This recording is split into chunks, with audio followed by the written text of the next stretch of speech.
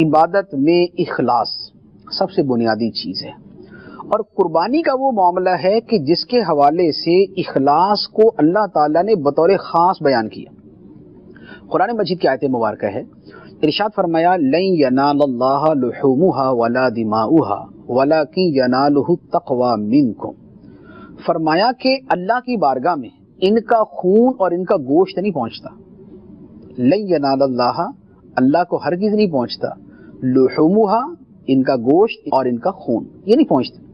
ولیکن ینالہ التقوی منکم، لیکن تمہاری طرف سے اللہ کی بارگاہ میں تمہارا اخلاص پہنچتا ہے۔ تقوی یہاں پر اخلاص کے معنی میں۔ تو قربانیوں کے اندر چھوٹی قربانی ہے، بڑی قربانی ہے، ایک ہیں یا 10 ہیں،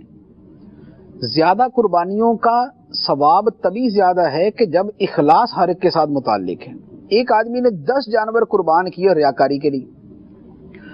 اور 10 کے 10 اونٹ ہیں یا وہی کہ 5-5 لاکھ والے بیل اس نے قربان کر دیے ہے ریاکاری کے ساتھ، تو یہ 5-5 لاکھ کے 10 بیل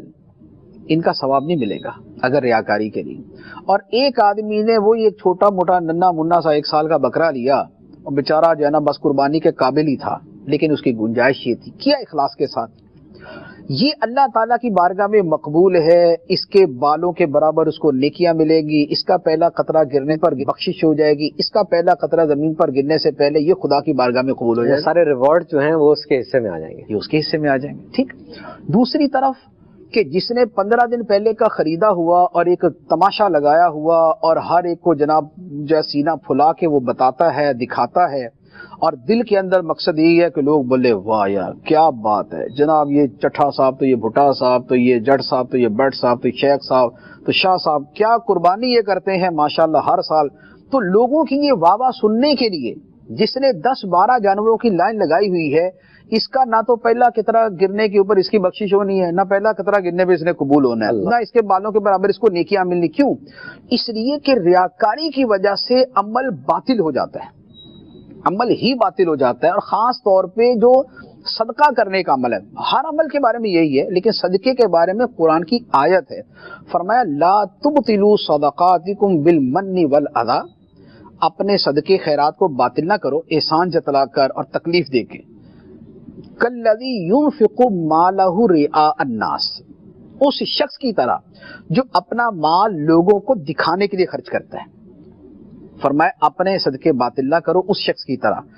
جو اپنا صدقہ باطل کر لیتا ہے لوگوں کو دکھانے کی وجہ سے، تو جو دکھانے کے لیے کرتا ہے اس کو تو کوئی ثواب نہیں۔ یہاں پر ایک چھوٹی سی رہنمائی اور فرما دیں کہ ریاکاری اس میں تھی یا نہیں تھی، اس کا حکم مطلب کہاں سے فلو کرے گا؟ دیکھیے یہ تو بندے کی اپنی ذات کے اعتبار سے،